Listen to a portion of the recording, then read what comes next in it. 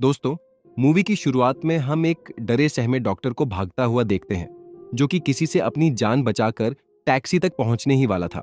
लेकिन तभी सीवेज के अंदर से इसे कोई खींच लेता है और फिर सीन शिफ्ट होता है ब्रैड एंटी और क्रिस पर, जो कि पेरिस के सफर पर निकले हुए थे।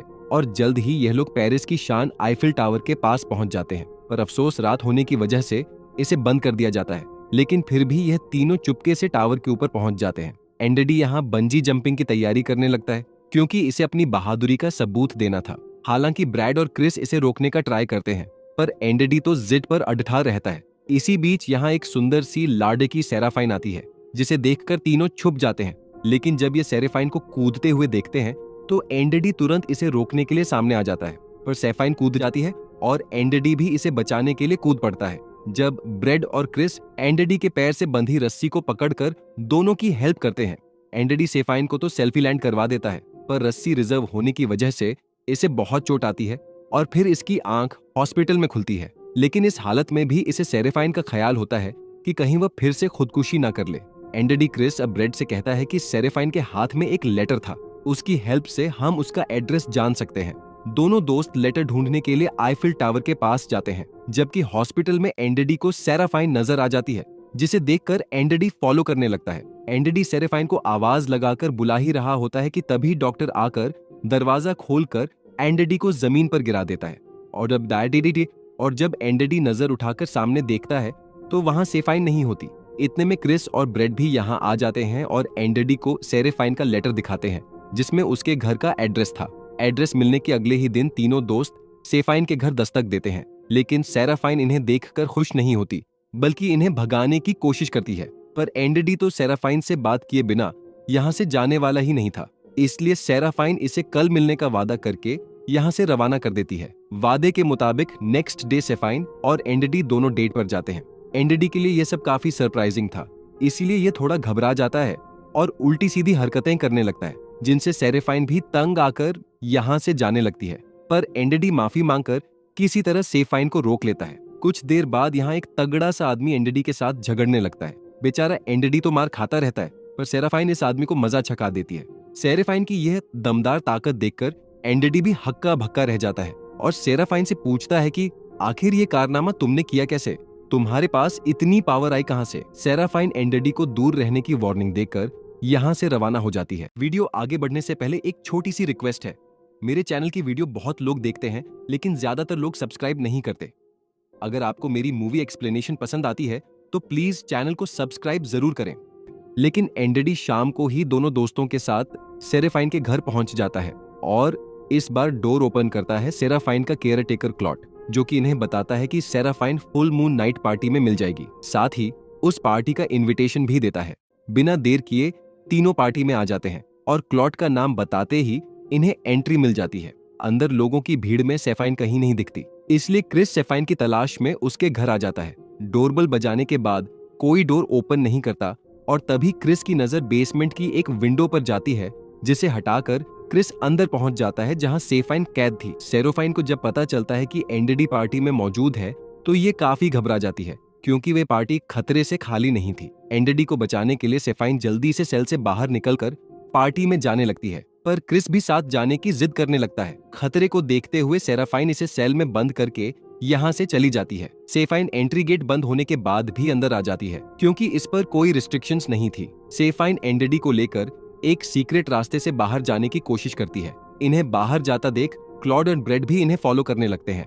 इधर हम क्रिस को देखते हैं, जो अपने शातिर दिमाग का इस्तेमाल कर अपने कपड़ों से एक रस्सी बनाता है और सेल के अंदर से बाहर चाबी के पास इस रस्सी को फेंकता है और जूते से चाबी कपड़ों पर गिराकर सेल को खोलकर बाहर आ जाता है। लेकिन तभी इसे एक पर्दे के पीछे से अजीब डरावनी सी आवाज सुनाई देती है और जैसे ही यह पर्दा हटाता है तो एक पैर कटा भेड़िया इस पर अटैक कर देता है। लेकिन क्रिस जल्दी से जान बचाकर यहाँ से भाग निकलता है। दूसरी तरफ हम सेराफाइन को देखते हैं, जो एंडेडी को सीक्रेट रास्ते से क्लब से बाहर निकाल देती है, जबकि क्लब के अंदर मौजूद लोग भेदिये में तब्दील होना शुरू हो जाते हैं, क्योंकि आज पूर्णिमा की रात थी और इसका असर सेफाइन पर भी होता है। शेरफाइन भेदिये का रूप लेकर उसी सीक्रेट रास्ते के अंदर दाखिल होती है जहां से एंडेडी गया था। अंधेरी रात के साये में क्लब में भूचाल आ जाता है। इंसान बने भेदिये आम इंसानों को अपना निवाला बनाने लगते हैं। इसी बीच ब्रेड भी सीक्रेट रास्ते में एंटर होता है। क्लब में मौजूद लोग जान बचाने के लिए बाहर की तरफ भागते हैं, पर क्लॉडमैन डोर बंद कर सबको भेदियों का खाना बना देता है। ब्रेड भी एंडी को ढूंढने में लगा रहता है और इसी बीच इसका सामना एक भेदिये से होता है जो कि ब्रेड को जख्मी कर नदी में बहा देता है। इसके बाद नंबर आता है एंडी का, जो अपने सामने मौत के रूप में भेदिये को ये देखता है तो इसकी भी हवा टाइट हो जाती है और ये भागना शुरू कर देता है। लेकिन भेदिया भी इस पर लगातार हमला करने में लगा रहता है। खुद को बचाने के लिए एंडी एक आयरन रड भेदिये को मारकर यहाँ से भाग निकलता है, पर अफसोस फिर से भेदिया उठकर खड़ा होकर इसका पीछा करने लगता है। भेदिये से बचने के लिए अब एंडी एक होल का सहारा लेता है और जल्दी से इसके अंदर घुसने लगता है, पर अंदर जाने से पहले ही भेदिया इसका एक पैर दबोच लेता है। एंडी दर्द सहते हुए किसी तरह होल से बाहर निकल आता है, पर जख्मी ज्यादा होने के कारण यहीं बेहोश होकर गिर पड़ता है। एंडी की जब आंख खुलती है तो ये सेरेफाइन के घर पर मौजूद होता है, जबकि सेरेफाइन नीचे किचन में एंडी के लिए बेहद खास स्मूदी तैयार कर रही होती है जो कि इंसानों के दिल की थी। यह सब नजारा क्रिस भी खिड़की से छुपकर देख रहा होता है। क्रिस एंडी को जल्दी से घर से बाहर निकलने को कहता है, लेकिन इससे पहले कि एंडी कुछ सोच समझ पाता, इतने में सेफाइन दिल का जूस लेकर आ जाती है, क्योंकि भेदिये के काटने के बाद अब एंडी भी भेदिये में तब्दील होने वाला था। एंडी इस लाल जूस को पीने से मना कर देता है, जिस पर सेफाइन इसे पूरी सच्चाई बता देती है कि वेयर वुल्फ के काटने के बाद आम इंसान वेयर वुल्फ में बदल जाता है, जैसे तुम। लेकिन एंडी को इस बात पर बिल्कुल भी यकीन नहीं होता और इतने में सेराफाइन की डरावनी सी मॉम यहाँ आ जाती है, जिसे देखकर एंडी बहुत ज्यादा डर जाता है क्योंकि ये मर चुकी थी। लेकिन फिर भी एंडी इन्हें देख पा रहा था। एंडी ये सब देखकर जल्दी से खिड़की से कूदकर बाहर निकल जाता है। क्रिस भी एंडी के पास जाने की कोशिश करता है, पर क्लॉड इसे पकड़ लेता है। एंडी जब क्लब वाली जगह पर जाकर देखता है तो वहां कई इंसानों के बॉडी पार्ट्स होते हैं, लेकिन किसी का भी दिल नहीं होता। ब्रेड भी मर चुका था, इसलिए पुलिस इन्वेस्टिगेशन के लिए एंडी को अपने साथ पुलिस स्टेशन ले जाती है। यहाँ एंडी सब कुछ सच बताता है, पर किसी को भी इसकी बातों पर यकीन नहीं होता और सच्चाई जानने के लिए एंडी के पीछे एक डिटेक्टिव लगा दिया जाता है। धीरे धीरे एंडी की बॉडी में चेंजेस होने लगते हैं। रेस्टोरेंट में भी यह जानवरों की तरह खाना खाता है। इसी बीच इसकी नजर एमी नाम की एक लड़की पर पड़ती है जो इसे काफी पसंद आती है और एमी भी एंडी के साथ लंच करने लगती है। पर जब एंडी डिश को खोलकर देखता है तो इसे अपने दोस्त ब्रेड का चेहरा दिखाई देता है, जिसे देखकर यह जोर जोर से चिल्लाने लगता है, जबकि एमी इस पर हंसती रहती है। एंडी जान बचाकर वॉशरूम में आ जाता है और यहाँ भी ब्रेड की आत्मा को देखकर इसके पसीने छूट जाते हैं। ब्रेड एंडी से कहता है कि जब तक तुम मेरे कातिल यानी भेड़ियों को खत्म नहीं करोगे तब तक मेरी सोल यूं ही भटकती रहेगी। इसके बाद एंडी एमी को लेकर कब्रिस्तान जाता है और दोनों यहीं इंटीमेट होने लगते हैं, लेकिन इन्हें यह पता नहीं होता कि डिटेक्टिव इन पर नजर बनाए हुए हैं। इंटीमेट के दौरान एंडी के शरीर में बदलाव होने लगते हैं और ये जल्दी से पानी में कूद जाता है। एमी जब एंडी को देखने के लिए करीब जाती है तो एंडी भेड़िए का रूप लेकर बाहर निकल आता है, जिसे देखकर एमी डर कर यहाँ से एक रूम में छुपकर बैठ जाती है। लेकिन यहाँ डिटेक्टिव के डॉग की शैडो को यह भेड़िया समझकर कमरे से बाहर निकल आती है। एमी की आवाज सुनकर डिटेक्टिव भी अलर्ट हो जाता है और एमी से कहता है कि मैं पुलिस वाला हूँ। ये सुनकर एमी भी शांत हो जाती है, पर तभी भेदिया एमी पर अटैक करके उसे मार देता है। डिटेक्टिव खुद को बचाने के लिए भेदिये को शूट करता है, पर निशाना चूकने की वजह से भेदिया इस पर भी हमला कर मौत के घाट उतार देता है। अगली सुबह जब एंडी की आंखें खुलती हैं तो सामने पुलिस और मीडिया होती है और एंडी बिना कपड़ों के होता है। पुलिस इसे एमी और डिटेक्टिव की डेड बॉडीज दिखाने ले जाती है और यहाँ एंडी को एमी और ब्रेड की सोल दिखाई देती है। एमी एंडी की मौत चाहती थी, जबकि ब्रेड अपने कातिल भेदिये की मौत, क्योंकि तभी इनकी आत्मा मुक्त हो सकती थी।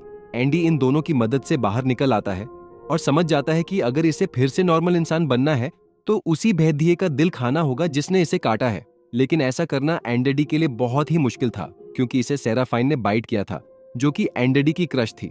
ये देखकर एमी एंडी को मारने की कोशिश करती है, पर ब्रेड इसे बचा लेता, जिस पर एमी ब्रेड से लड़ने लगती है। इसी बीच क्लॉड यहाँ आकर एंडी को चर्च के तहखाने में ले जाता है। क्लॉड चाहता था कि एंडी इनके भेदिये के ग्रुप में शामिल हो जाए।